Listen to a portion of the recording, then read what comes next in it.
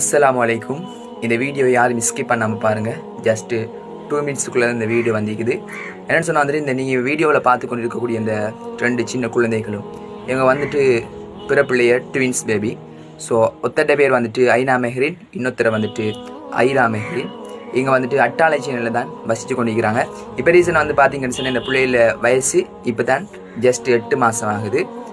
இவங்களில் ஒருத்தர் ஐனா மெஹ்ரின்ங்கிற அந்த குழந்தைக்கு வந்துட்டு ரீசனாக ஒரு சுகமில்லைன்றதால வந்துட்டு ஈரல் மாற்றணும் அப்படின்னு சொல்லி டாக்டர்ஸ் சொல்லிக்கிறாங்க. ஸோ அதுக்கு கிட்டத்தட்ட அன்னளவா ஒரு 40 லட்சம் செலவாகும் அப்படின்னு சொல்லிக்கிறாங்க. அதே போல் வந்துட்டு வீக்கில் 1 டைமோ 2 டைமோ இவங்க கொழும்புக்கு போய்த்து அதுக்குரிய மருத்துவங்கள் நம்ம எடுக்கிறதுல வந்துட்டு அந்த மருத்துவ செலவெல்லாம் நிறைய கொஸ்ட் ஆகி கொண்டு இருக்குது.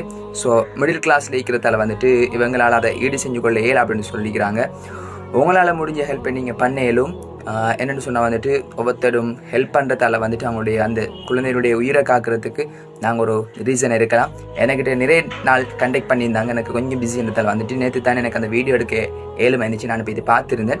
ஸோ செஞ்சால் ஒரு சக்ஸஸ் ஆகிறதுக்கும் நீங்கள் இறைவன்கிட்ட பிரார்த்தனை செஞ்சுக்கோங்க.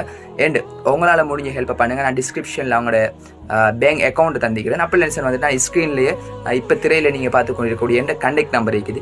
என்னை கண்டெக்ட் பண்ணிங்கன்னு சார் வந்துட்டு நான் டிரெக்டாக அவங்கள்ட்ட கூட்டிக் கொண்டு போய் உங்களை நீங்களும் பார்த்துக்கொள்ள இயலும். ஸோ மோடி ட்ரெஸ் நீங்கள் எடுத்துக்கொள்ள இயலும்.